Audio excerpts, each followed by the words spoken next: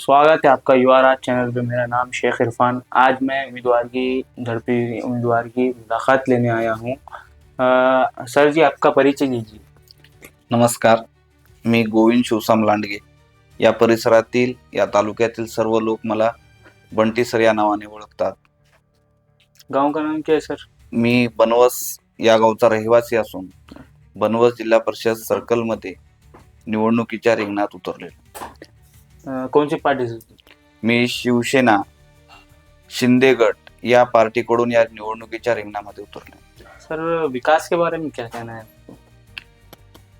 विकास या परिसरातील सर्व बाबीचा विचार करता भौगोलिक दृष्ट्या हा जो परिसर आहे, हा परिसर डोंगराळ पट्ट्यातील हा सगळा परिसर असून या भागातील वाडी वस्त्या तांडे यांच्याकरता जोडण्याकरता आवश्यक असणारे जे सर्व रस्ते असतील, या रस्त्यामध्ये मोठ्या प्रमाणामध्ये हे रस्ते विखुरलेले आहेत. जाण्याकरता आज अक्षरशः आमच्या बऱ्याचशा तांड्याकडे ते जाण्याकरता रस्त्याची एवढी दुरवस्था आहे.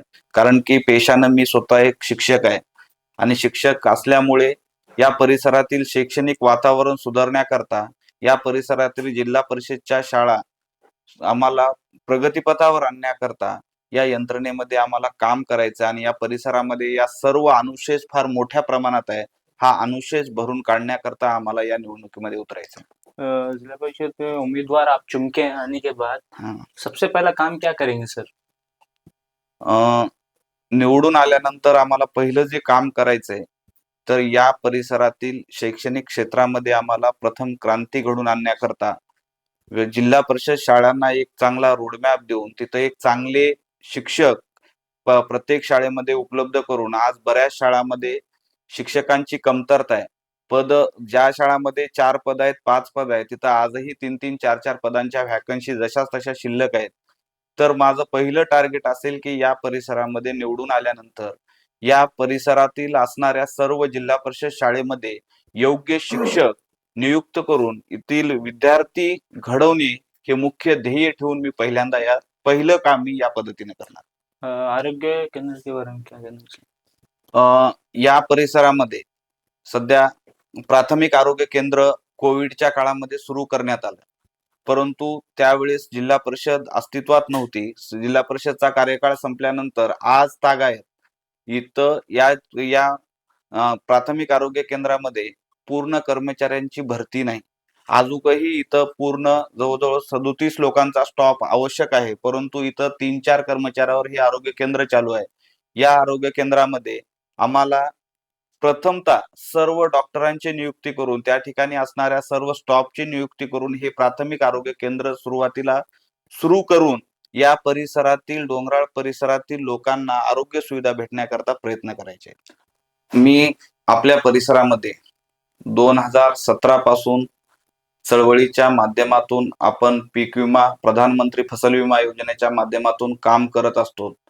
या कामाच्या माध्यमातून या बनवस सर्कलमधील सर्व शेतकऱ्यांना, हे जे सर्कल आहे ते जवळजवळ 90 ते 95% शेतीवर आधारित असणाऱ्या या डोंगराळ प्रदेशातील शेतकऱ्यांना दरवर्षी त्यांचा हक्काचा पीक विमा, जो की त्यांना त्यांच्या नैसर्गिक आपत्तीच्या काळामध्ये कामाला येतो, त्यांचं आर्थिक स्थैर्य टिकून ठेवण्याकरता 2017 पासून आज तागायत 2025 पर्यंत प्रत्येक शेतकऱ्याच्या खात्यावर आमच्या चळवळीच्या माध्यमातून प्रत्येकांना याचा मोठ्या प्रमाणात लाभ झाला.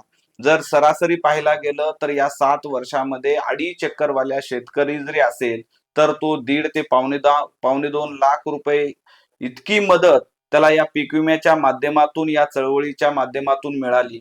जर त्या प्रमाणात ज्यांची शेती ज्या प्रमाणात असेल त्या प्रमाणात कोणाला 10 लाखही मिळाली, कोणाला 15 लाखही मिळाली, कोणाला 5 लाखही मिळाली. आणि या सर्व चळवळीच्या माध्यमातून मागच्या 7 वर्षामध्ये 186 कोटी रुपये आम्ही नुसते बनवस सर्कलमधील शेतकऱ्यांना त्यांचा हक्क मिळवून देण्याकरता वेळोवेळी न्यायालयीन लढाई असेल, कार्यालयीन लढाई असेल, मंत्रालय स्तरावर असेल किंवा केंद्रीय कृषी मंत्रालय स्तरावर असेल, प्रत्येक ठिकाणी पाठपुरावा करून आम्ही या परिसरातील सर्व शेतकऱ्यांचे हक्काचे पैसे त्यांच्या खात्यामध्ये टाकले.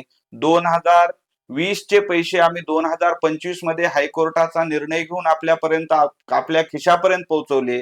2021चे पैसे मंत्रालय असेल, मुख्यमंत्री कार्यालय असेल, केंद्रीय कृषी मंत्री कार्यालय असेल किंवा केंद्रीय कृषी मंत्री असतील, त्यांचा ताफा वाटत अडवून सध्या आम्ही त्यांच्याकडे असणारे आपले हक्काचे या परिसरात प्रति हेक्टर 38,000 रुपये प्रमाणे येणारी नुकसान भरपाई मिळवून देण्याकरता ही चळवळ आपल्या या ठिकाणी अग्रेसर राहिली. आणि या चळवळीला जर आपण सर्वांनी मदत केली तर भविष्यामध्ये या शेतकऱ्यांचं आर्थिक स्थैर्य टिकून ठेवण्याकरता, आम्हाला काम करण्याकरता एक चांगली मदत मिळेल, या अपेक्षेने आम्ही या इलेक्शन मध्ये उतरलेलो आहोत.